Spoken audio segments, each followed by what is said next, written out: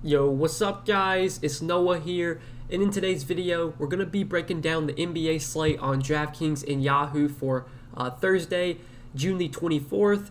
We got game 3 of the Clippers and Suns series. Most likely got the return of Chris Paul today, so should be a fun game to watch. The Clippers right now are down 0-2. They're gonna have to get a win here. If the Clippers go down 0-3, this series probably is going to be over. Kawhi Leonard's yet to return. He's already been ruled out for today, so we're going to talk about Paul George. He's going to have to carry the load once again for this Clippers team. But as always, guys, we're going to talk through this showdown slate, kind of work from top to bottom, really just hit on the entire player pool. Anyone I expect to play minutes, we'll kind of touch on, and we'll really talk about the guys I like the most for this showdown slate. Also, kind of hit on the guys I like playing at the captain spot. Talking about DraftKings. But before we get started with the breakdown, as always, I would appreciate it if you would click that like button down below. If you are new to the channel here, be sure to click that subscribe button as well, and also hit the notification bell so that way you do get notified every time I upload. You also do get notified every time I go live. Once again, I should be live this afternoon, probably sometime around 6 o'clock Eastern. I'll be live on my YouTube channel breaking down this slate with you guys and answering all your questions. So if you have any questions on tonight's slate, just line up specific questions, whatever it is, be sure to tune into the live stream, and as always, I can answer your questions there. And lastly, do want to give a quick shout out to PrizePicks. They are the sponsor of today's video, and they are the sponsor of my channel. We partnered with PrizePicks, going to be working a lot with them moving forward. If you guys have not checked out PrizePicks yet, you want to see what they do have to offer. I've been playing a lot on PrizePicks lately, been able to have some success. I've been enjoying PrizePicks over Showdown. Me personally, I've never been much of a Showdown fan. It's just not a format that I really like. So if I'm looking to get some action on tonight's game, I prefer to just go over to PrizePicks. You can take the over or the under on pretty much all their players. They have a projection for every player. Right now they have their fantasy projection up, but they also do have a single stat, which is pretty much their point projection, rebound, assist projection. You take the over or the under. We're going to talk about some picks I do like over on PrizePicks for today. But yeah, guys, if you want to check out PrizePicks, you want to get in some action on tonight's game, just kind of see what they have to offer, be sure to use promo code NOAH when you do sign up. That will give you a 100% match on your first deposit up to $100. If you do decide to deposit $100, PrizePicks, they will match that and give you an additional $100 to play with as long as you do use promo code NOAH. So check that out. Link down below in the description. And as always, guys, throughout the video, we will touch on some picks that I do like over on PrizePicks for today. But starting off at the top of the player pool for today's showdown slate, you got Paul George at the top for 11,200. In my opinion, Paul George is clearly the top stud on this slate once again, especially since Chris Paul is expected to return. He's expected to be back for today. That does take a little bit away from Devin Booker. So far these last two slates, it's been Paul George 1A and Devin Booker 1B for me. Like, those two guys have been so close together, for me. But now that Chris Paul is expected back, I think that does take enough away from Booker to make Paul George like the clear number one stud option, in my opinion. Still going to be playing without Kawhi Leonard. The usage is just going to be dominated by Paul George. He's going to go out there and probably take 25 to 30 shots. He's going to play 40-plus minutes. Now that the Clippers are down 0-2, they're going to probably tighten their rotation up a little bit. We're going to see guys, their star players like Paul George, playing even more minutes. Clearly one of the best plays on the slate. I don't need to tell you that. You're going to want to get Paul George into your lineups. I mean, I would be very surprised if he's not in the optimal lineup tonight. Like, he had a pretty bad game last game. He finished with 41 DK points, and he was still in the winning lineup. Now, obviously, he wasn't the winning captain. Cameron Payne was the winning captain last slate, but the floor, the ceiling on Paul George is just so high compared to really everyone else, in my opinion. So, love Paul George. He's clearly a top play today. Devin Booker, I'm kind of iffy on. Like, now that Chris Paul is back, I think that takes enough away from Devin Booker to not make him like the number 2 stud option. Now, obviously, Booker still has massive upside. He could still go out there and put up a big game even with Chris Paul returning. But I think there's enough of a discount, between Chris Paul and Devin Booker, that I would just rather play Chris Paul. Now, we don't know yet if Paul, what his health is, if he's fully rested. I mean, we just don't really know if he's full go. If there's going to be any restrictions, what his cardio is like. He did test positive for COVID, but I'm pretty sure he wasn't really experiencing any symptoms. So I'm expecting Chris Paul to play his normal minutes. I'm expecting him to play probably 35, 36 minutes here. And we've seen the kind of upside that Chris Paul has. Now, he did kind of get off to a slow start in the playoffs, but he really cranked it on the late in that Denver series. The injury, he injured that shoulder in the Lakers series and kind of wasn't himself the rest of that series, but he's been cranking on. In the Denver series, he looked really good, was really good in all 4 of those games. At least 50 DraftKings points in 3 of the 4 games against Denver. If we're getting 36 minutes from Chris Paul tonight, he's got 45, 50-point upside. I think given the savings, I would just rather play him over Devin Booker. So Paul George is for sure my number 1 stud today, and then I would put Chris Paul behind him as like my second favorite option. Then you have DeAndre Ayton, who I didn't really have that much interest in last slate, and it definitely burned me. He had a really, really good game. Finished with 48 DraftKings points, had 24 points, 14 rebounds, 1 assist, 1 block, 1 steal, played 35 minutes. Ayton is normally not a guy that I really feel like I have to ever get to. Like, rarely do we see those massive games from Ayton. Like, he rarely just goes out there and breaks a slate. Obviously, he did it last slate. You pretty much had to have Ayton last slate if you wanted to take down anything. I think I'm probably going to be off of Ayton once again. Not saying that he's going to have a bad game, but this is someone that I'm just, kind of willing to just get away from if the masses are going to flock to him. I think with him having such a good game last game, like that's automatically just going to make him more popular. Between him or Chris Paul, I would just rather play Chris Paul. I think Chris Paul's a better point per minute player.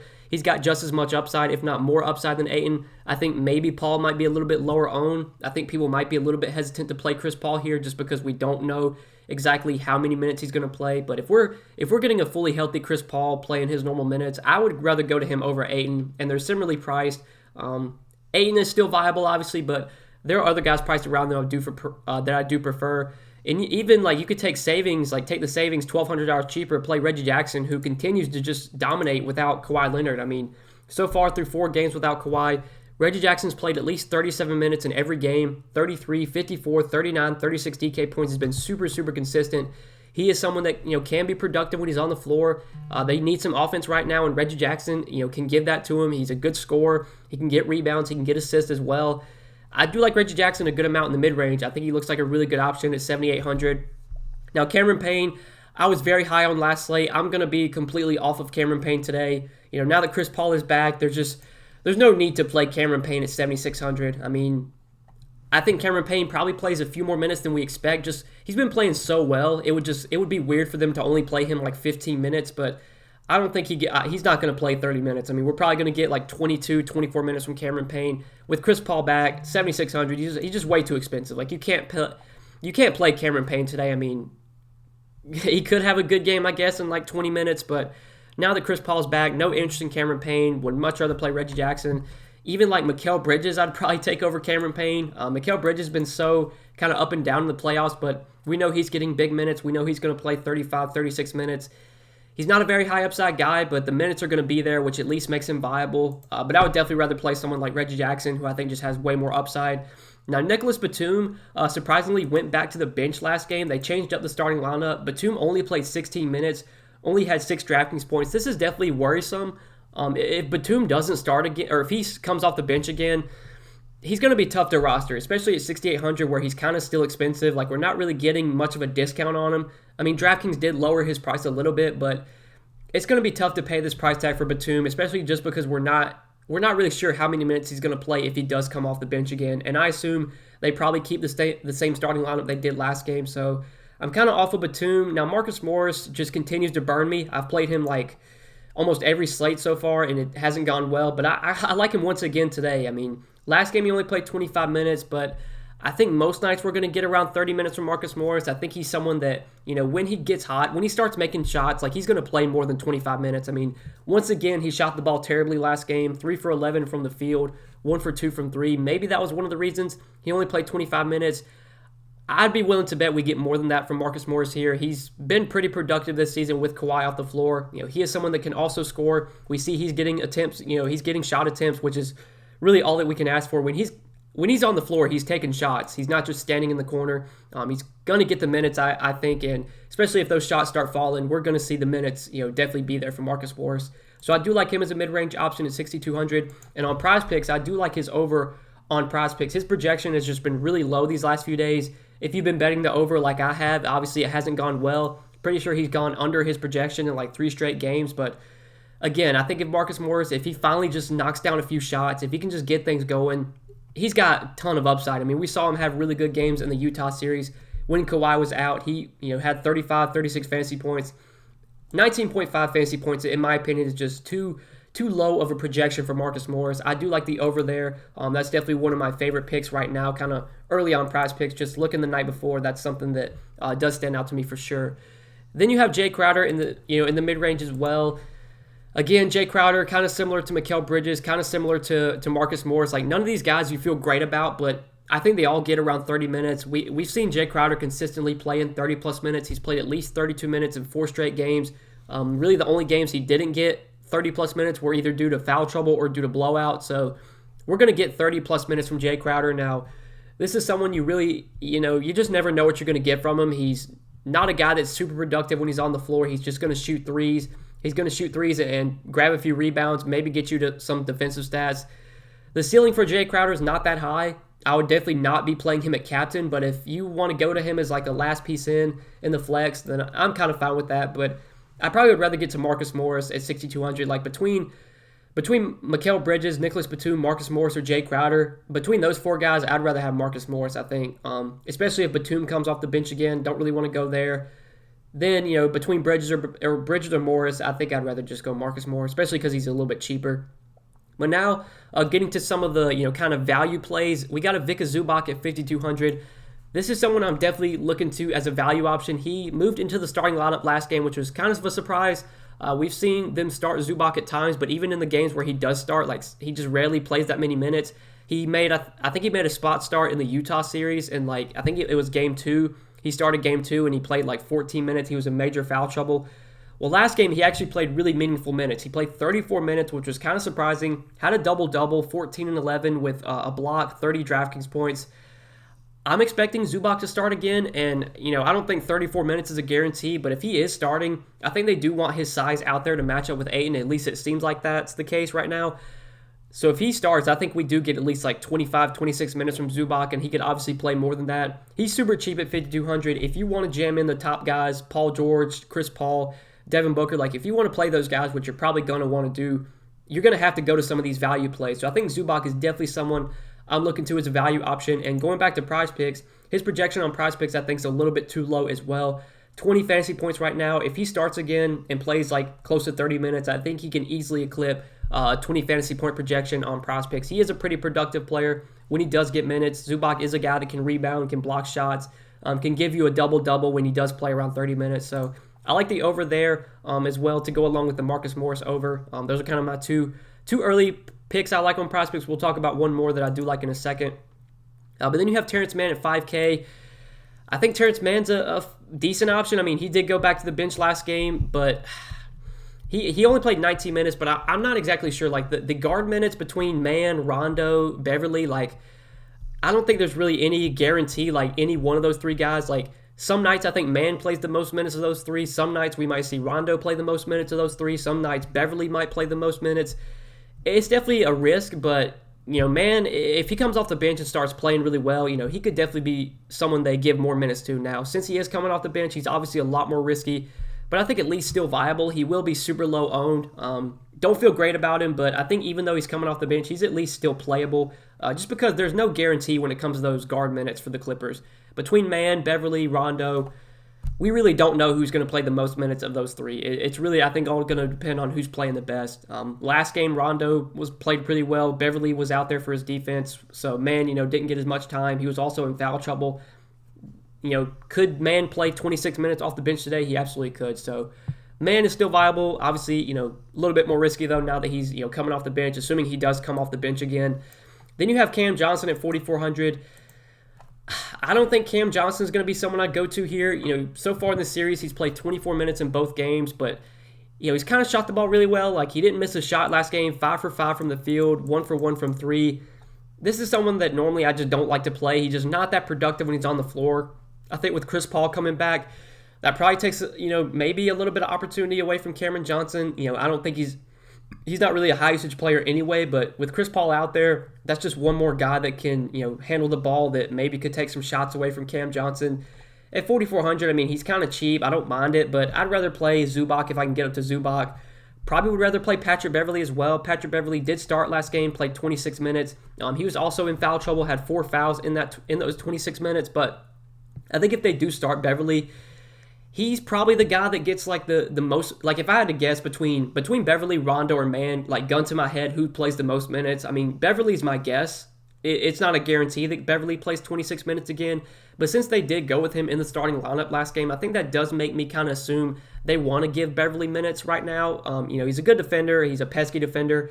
They need him to be out there and just kind of, to pretty much to give Devin Booker as much trouble as he possibly can. Now, obviously, Devin Booker is going to score on anyone, but Beverly's going to be out there, trying to do what he can to slow down Beverly. Or Beverly's going to be out there doing what he can to try to slow down Booker.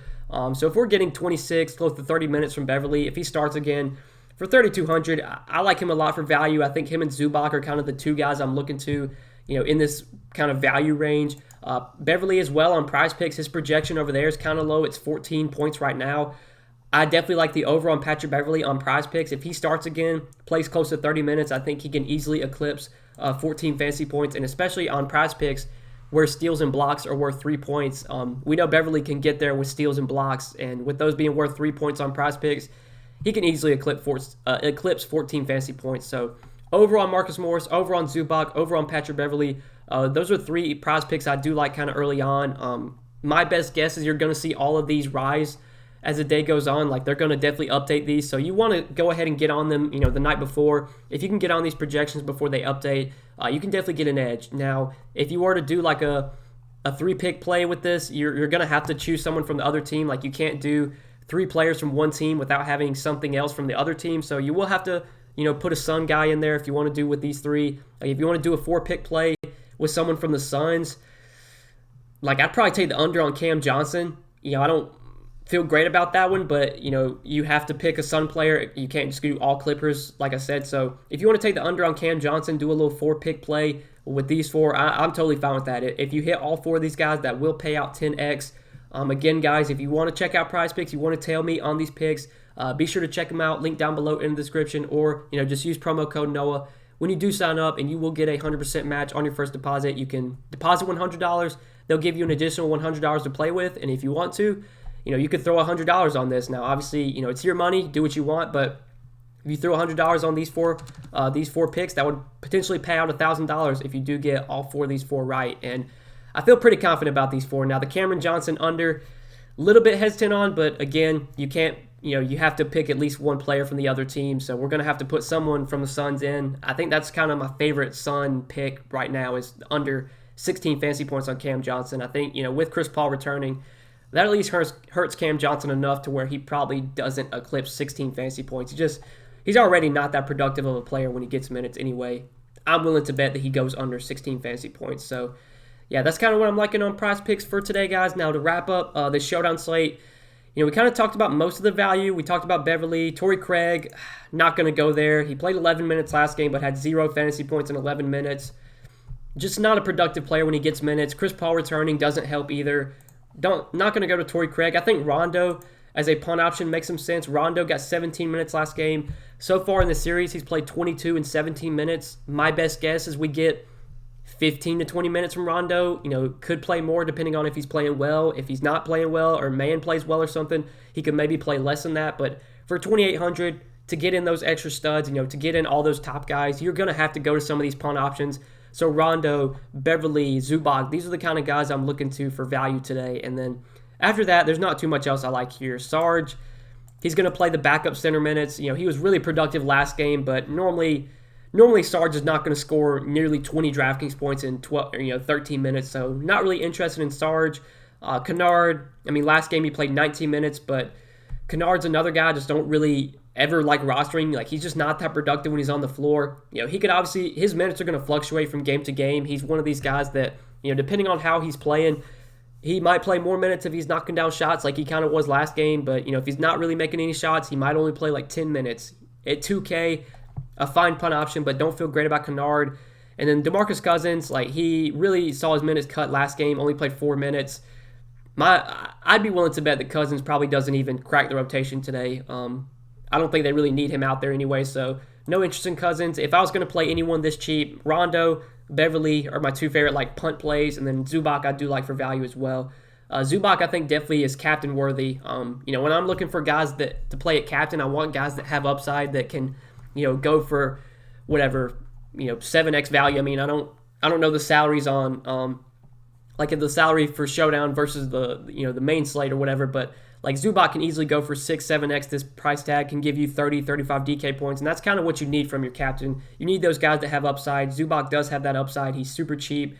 You definitely could play him at captain. If you play Zubac at captain, that still leaves you 8,400, over 8,400 remaining per player. So you could fit in Paul George, Chris Paul. If you want to play Devin Booker, you could go to Devin Booker. Definitely like going to Zubac as a cheaper captain if you're not going to pay up for Paul George, who clearly, projection-wise, is probably the best captain play on the slate if you can fit him in. But yeah, guys, I think we kind of covered this Showdown slate, talked about really the entire player pool, really anyone I expect to see minutes I tried to hit on, and the rest of these guys are not going to play enough minutes to be viable if play at all. So we broke down everything.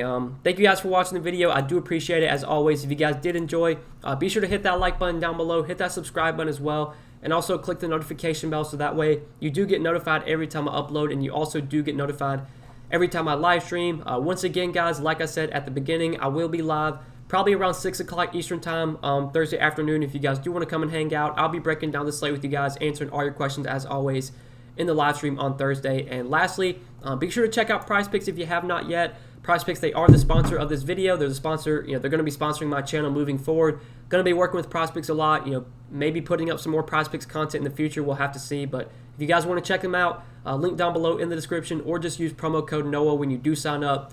They will match your first deposit up to $100. If you do deposit $100 on PrizePicks, they'll give you an additional $100 to play with, and you can go kind of test out the site for yourself. Look at their projections, take some over, some under on these guys. If you feel like some of these projections are too high for certain players, you could take the under. If you feel like some of these projections are too low, you could take the over. If you want to tail me and use these picks that I like, you could do that as well. So check out PrizePicks, use promo code NOAH, and get that deposit bonus on your first deposit. But that does it, guys. I think I've talked enough for this game, talked enough for this slate. I hope you guys enjoyed this video. As always, best of luck on Thursday. Hope you enjoy the game tonight, and we'll see you in the next one, guys. Good luck tonight. Peace.